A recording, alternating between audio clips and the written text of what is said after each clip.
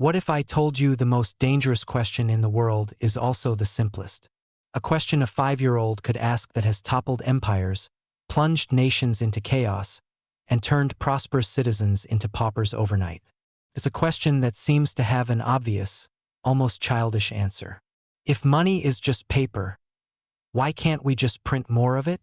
The intuitive answer is, of course. Let's solve poverty, pay off debt, make everyone rich. It sounds like common sense. But this is the siren song of economics. It's a seductive, logical trap that has been sprung countless times throughout history, always with the same catastrophic result. Welcome to Financial Stud, where smart money moves meet unstoppable success. Get ready to master your finances and unlock your true earning potential. Today, we're not just answering this question. We're going on a journey to uncover the brutal truth behind that innocent piece of paper. We will witness the rise and fall of empires of ink, meet the architects of monetary doom, and discover why, right now, we might be repeating the greatest financial mistake in human history. Setting the stage, the illusion of value. To understand why printing money is so catastrophically tempting, we first have to understand what money actually is. And most of us get it wrong. Money isn't the paper. It's not the metal. Money is a story, a shared belief system. It's a collective agreement that this otherwise useless object can be exchanged for real things, for food, for shelter, for labor. For thousands of years, we anchored that story to something real, something tangible and scarce. Gold, silver, salt, even giant limestone wheels on the island of Yap. These were commodity money. The money was the thing, and the thing had intrinsic value. But carrying gold is heavy. It's dangerous. So we evolved. We created representative money. This was the genius part.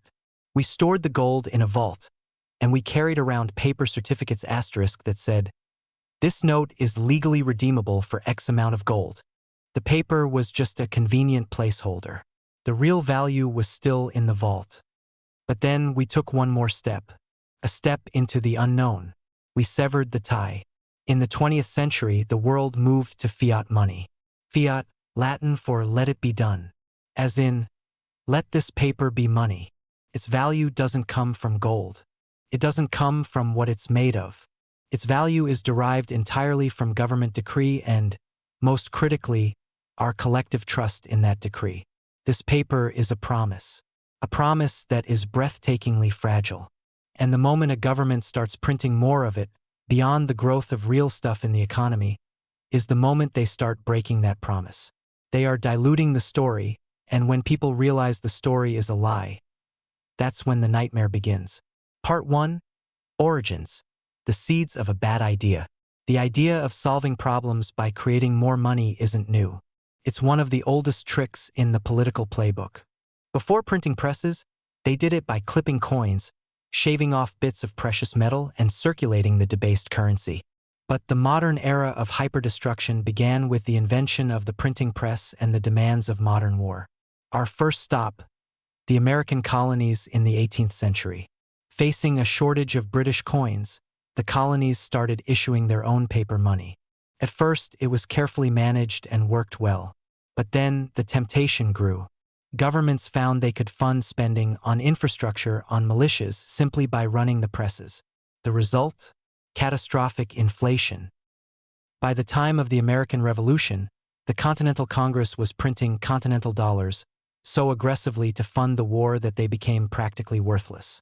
The phrase "not worth a continental" entered the lexicon as a synonym for useless. This was the first major lesson for the new nation. Print too much, and the currency dies.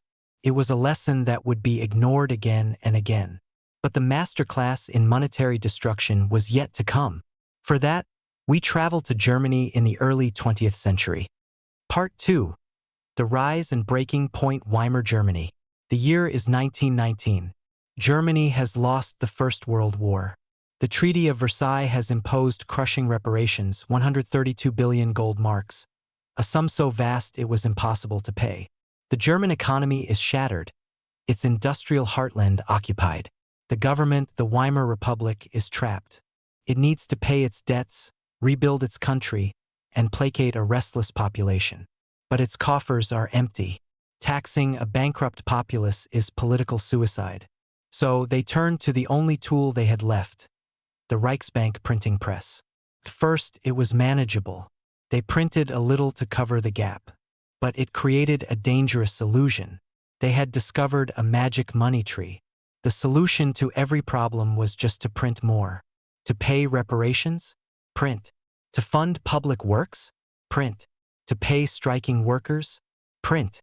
But here's the critical cause and effect they ignored. Printing money doesn't create more goods and services.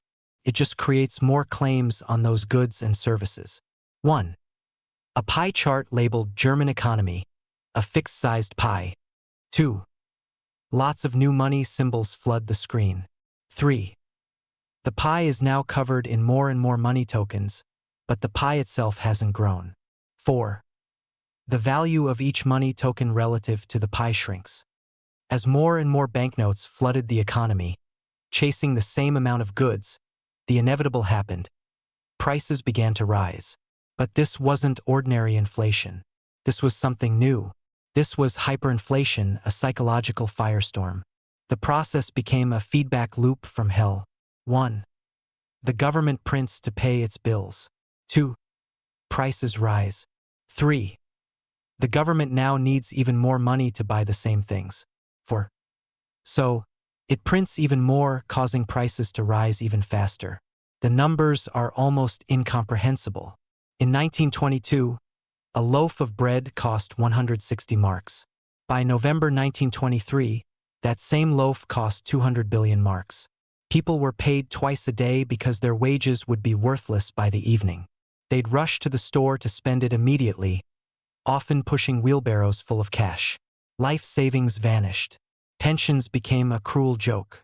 The society's middle class, its doctors, lawyers, and teachers, were utterly wiped out. Their lifetime of thrift rendered meaningless. The social fabric tore. People lost faith not just in their currency, but in their government, their institutions, and the very concept of a rational world. Part 3. The fallout, a vacuum of trust. This is the true cost of the printing press. It's not just economic, it's civilizational. The hyperinflation of 1923 didn't directly cause the Nazis, but it created the perfect petri dish for extremism. It destroyed faith in the moderate, democratic Weimar government. It bred desperation, anger, and a thirst for radical solutions.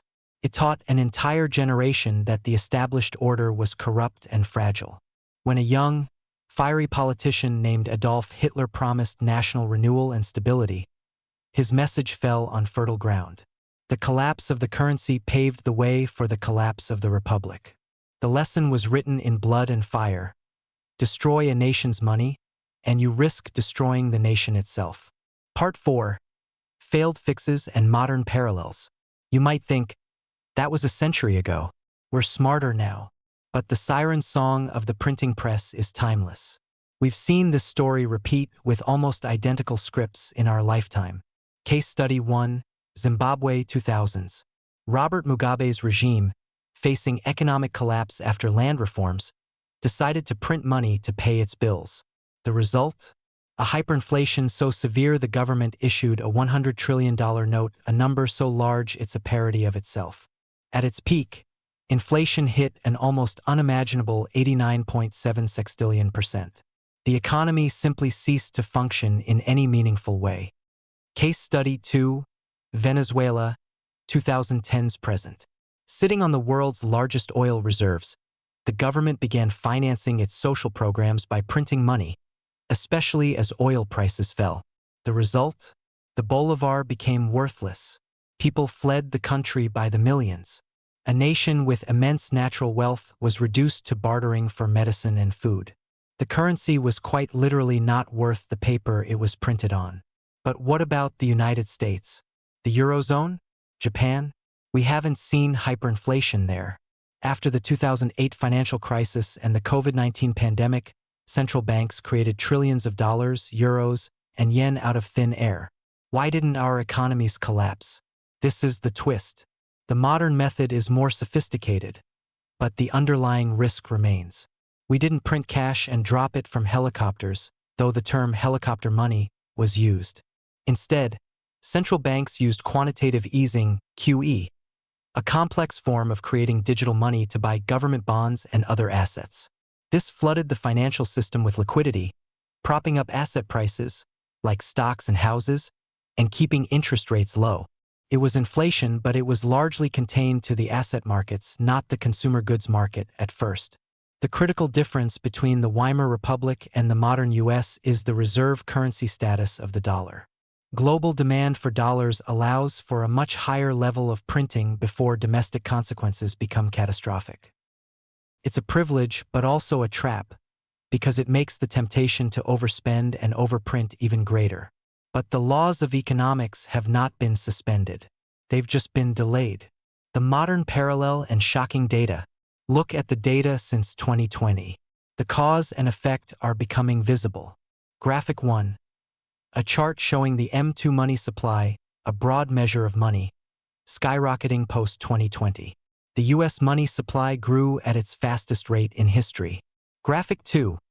A chart showing consumer price inflation, CPI, shooting up from 1 to 2% to over 9% in 2022.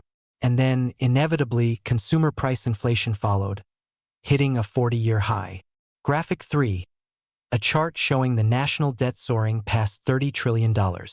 Meanwhile, the national debt has reached a level that is mathematically impossible to pay back through taxes or growth alone. The pressure to monetize that debt, to have the central bank print money to help the government spend, is immense and constant. We are walking a tightrope.